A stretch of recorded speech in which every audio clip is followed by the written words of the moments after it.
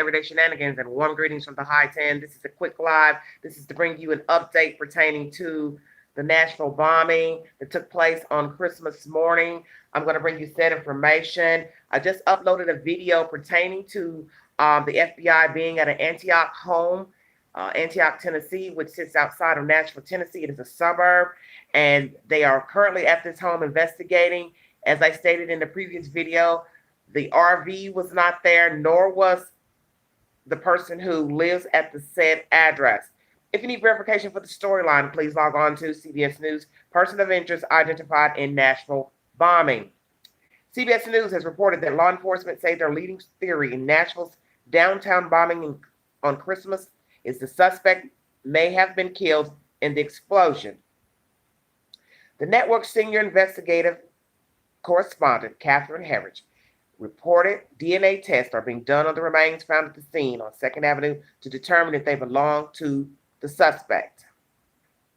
Earlier, CBS News reported that a person of interest has been identified in the bombing. In a news conference Saturday afternoon, authorities provided another update saying there's no indication that they're looking for another subject in the case. However, investigators said they were not prepared to identify any single individual just yet.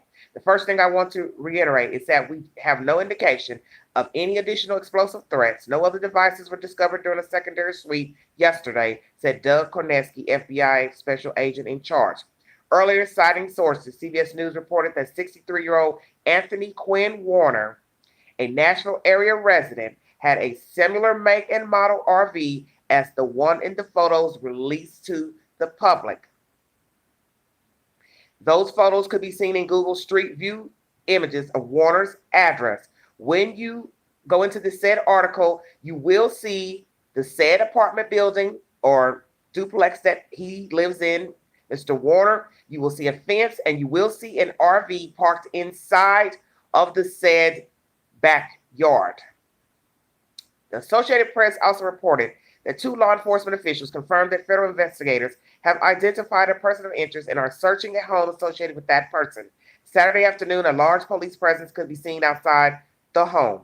And there's also pictures of the neighborhood in this said article if you need verification. And of course, you can log on over to Google to get the said information pertaining to the location of this said duplex.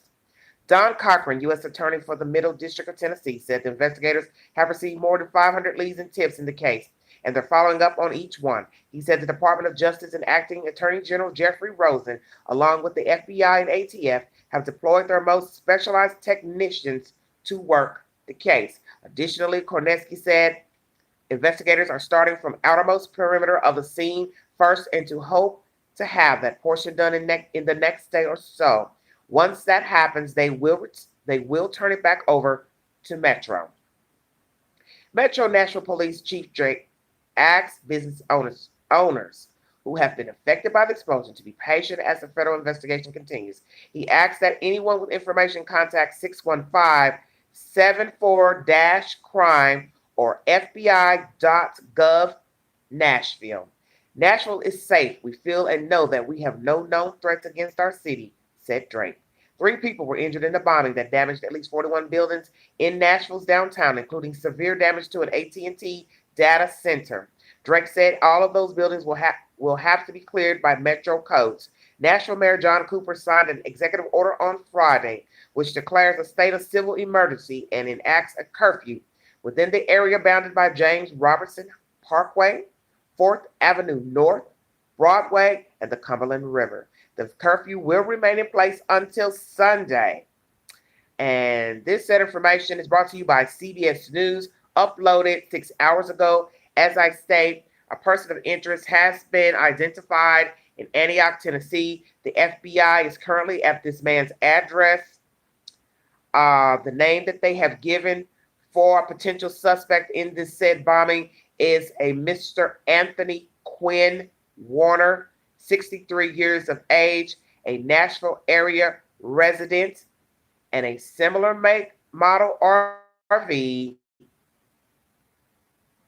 that was released to the public, belongs to the said address, Anthony Quinn Warner, 63. And as I stated in the previous video I uploaded, There was no one at the address, and nor was there an RV parked when the FBI went to this location in Antioch, Tennessee. That's my said update right now. I will bring you more updates as I get them. I want to thank you for joining me. As I stated, this is a quick live just to bring you an update of a potential suspect in the Nashville bombing that happened on Christmas morning in Nashville, Tennessee. Prayers to all of you in Nashville, Tennessee, and the first responders.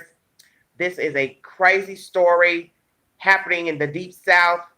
Who would have known some nut would decide to detonate a damn bomb in downtown Nashville? As I stated in my previous video, of course it's intentional. Anytime a bomb goes off, it's intentional because a man or woman put it there and they made the bomb. And they had a reason for doing so. What is the motive? I do not know. But I have a funky feeling it's directed toward the AT&T building. Only a person who's affiliated with Nashville, Tennessee, and that building works there, knows the hub is there. You'd have to have that information. And I think this person knew that. I think this person is a disgruntled customer and or employee, former employee, someone that has some type of dealings with that AT&T service. Because as I stated, many people were affected by this bombing. Northern Alabama was without service. Kentucky was without service. Nashville, Tennessee, and the surrounding areas were without services. People here in the Knoxville, Tennessee area were without services. And other people in the United States that use AT&T were without service. So you see, it affected many avenues. 911 calls could not be made in the Nashville, Kentucky areas. So imagine someone being hurt, harmed, they couldn't even dial 911. All of you, mask up.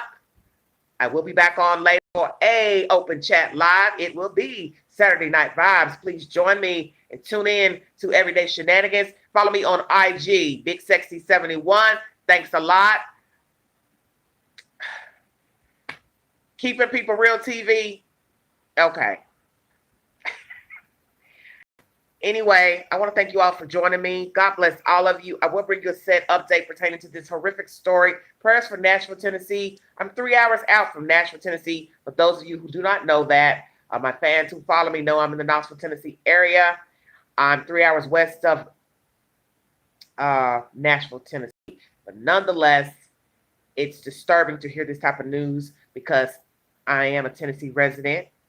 This happened in Tennessee. This is horrific. This is horrible. And by the grace of God, no one was killed in this bombing. And what is the motive? I do not know. But yes, it was intentional. And as I state, I think this person meant for it to detonate in front of the AT&T building specifically. And he or she had a personal issue with AT&T. That's my personal opinion. I could be wrong. If I am, I'll bring that information when the FBI gets that information. But know that a 60-year-old Anthony Quinn Warner of Nashville has FBI and local authorities at his home. And as I stated in the last upload, no one was at the home and nor was the RV. And it is speculating that it could possibly be the remains of Mr. Quinn that were found at the scene of the bombing. Thanks for joining me, everybody. God bless all of you. This is Everyday Shenanigans. Talk to you guys later. Thanks for joining me.